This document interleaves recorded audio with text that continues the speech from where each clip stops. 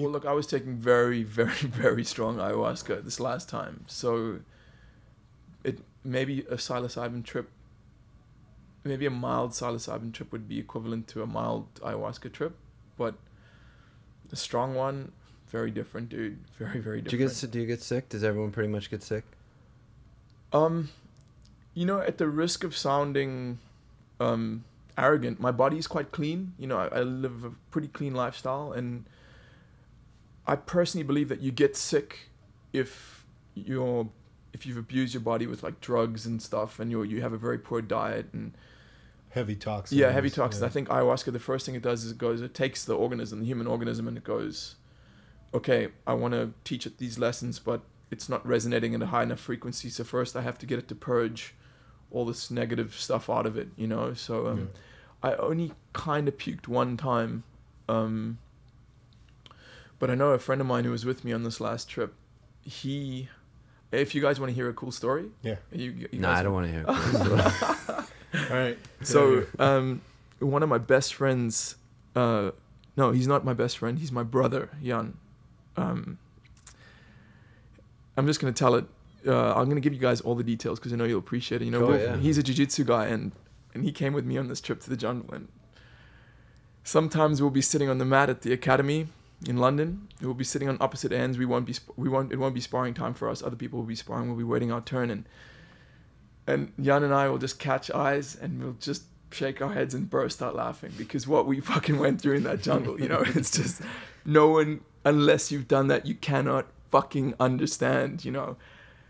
And the first night he did it, I was sitting next to him, and at some points I could hear what he was going through, but he told me the story the next day. And he said he had an issue with his father, right? Like a serious issue with his father and his family growing up. And he said there was he could see this big black bug on his chest and stomach, right? Like on his spirit. And it had its little hooks in him, and it was hooked into him. It's like a giant like tick. A tick. Yeah, like a tick. And he said, dude, like he was trying to puke, to throw it up, to get rid of it. He knew puking was the way, the physical way to get rid of this spiritual illness. But every time he tried to puke, it would hold, its little hooks would go in tighter to him. Dude, that's gnarly. And he said all these little elemental creatures, like jungle creatures, like little spirits and stuff, were all around him, cheering him on, going, come on, you can do it, you can do it. And eventually he puked, and they all cheered for him. But I heard the puke. I heard him puke because he was sitting next to me. And it's not just like, ugh. It's this soul-wrenching fucking from the bowels of hell, right? Yeah. And he puked this thing up, bro. And I mean, I don't know, that story is pretty fucking amazing to me. I can't believe that. Man, and that story is...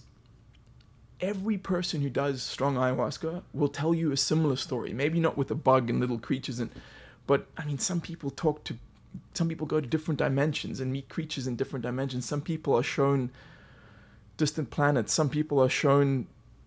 One person showed me how he was shown someone he knew in his life.